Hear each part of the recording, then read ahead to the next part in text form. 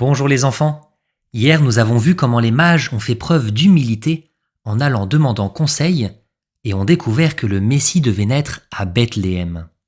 Aujourd'hui, nous rencontrons Rebecca, la fille du conseiller qui a trouvé le passage dans la Bible.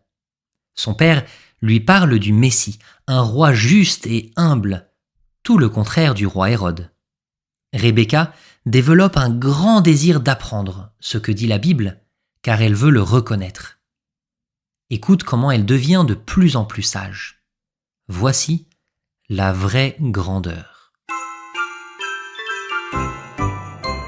Un an avant que Cyrus et les mages rencontrent le roi Hérode, à Jérusalem vivait une petite fille appelée Rebecca. Tout le monde parlait du roi qu'on appelait Hérode le Grand. Mais Rebecca, elle, avait un peu peur de lui. Quelque chose n'allait pas avec ce roi. Papa, pourquoi tout le monde dit que le roi Hérode est grand?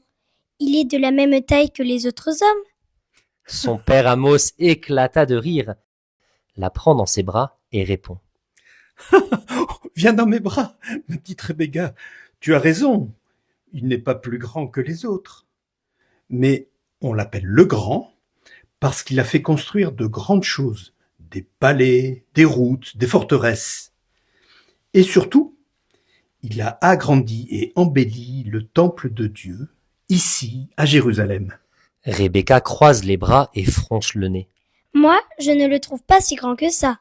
Toi, papa, tu as un grand cœur bon et sage, pas lui. Amos soupire doucement. Tu as raison, ma fille. Hérode n'a pas la grandeur du cœur.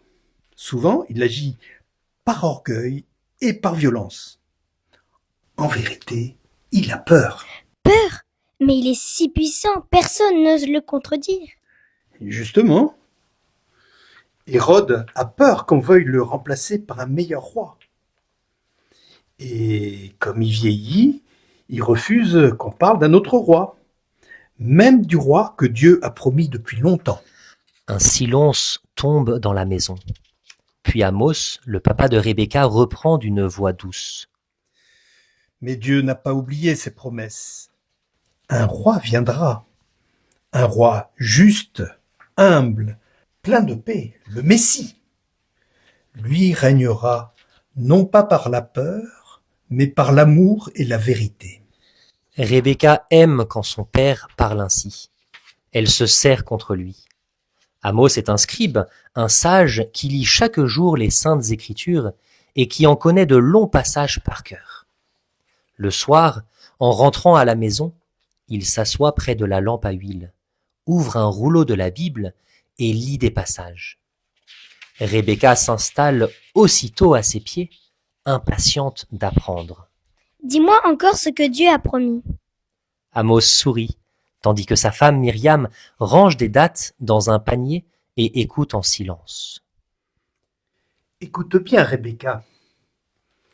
Dieu a promis qu'un jour, il enverrait un roi comme David, mais encore plus juste, plus sage, plus aimant. Et ce roi, c'est le Messie? Oui, le Messie, ce mot veut dire celui que Dieu a choisi et envoyé. Contrairement à Hérode, il ne gardera pas son pouvoir pour lui. Il donnera sa vie pour son peuple. Amos déroule un parchemin et lit. Prêtez l'oreille, venez à moi, écoutez et vous vivrez.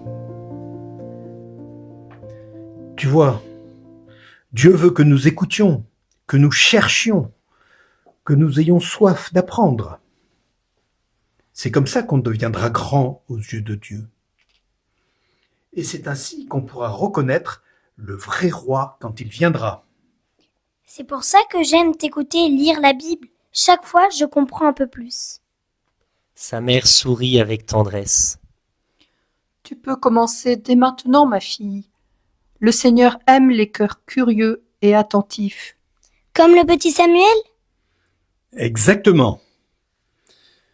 Quand il a entendu la voix de Dieu, Samuel a dit « Parle, Seigneur, ton serviteur écoute. » Et Dieu l'a rendu très sage. Et Rebecca prend un stylet et une tablette d'argile. Alors, je veux écrire ce verset d'Isaïe et l'apprendre par cœur. Tu m'aides, papa? Amos acquiesce. Ensemble, ils répètent le verset mot par mot. Puis Rebecca s'endort, la tête pleine de promesses et le cœur tourné vers le roi à venir. Et toi, aimes-tu apprendre? Poser des questions, écouter ceux qui veulent t'enseigner de belles choses? Rebecca et Samuel, le jeune prophète, aimaient apprendre de Dieu et des autres. Aujourd'hui, essaie ce petit défi. Choisis quelque chose à découvrir. Tu peux par exemple lire un petit verset de la Bible et demander à un adulte de te l'expliquer. Et dans ton cœur, tu peux dire cette prière. Seigneur, parle-moi. Je veux t'écouter et apprendre à te connaître. Imagine ton cœur un peu comme un petit carnet vide et chaque chose que tu apprends est comme une belle étoile que tu ajoutes dedans.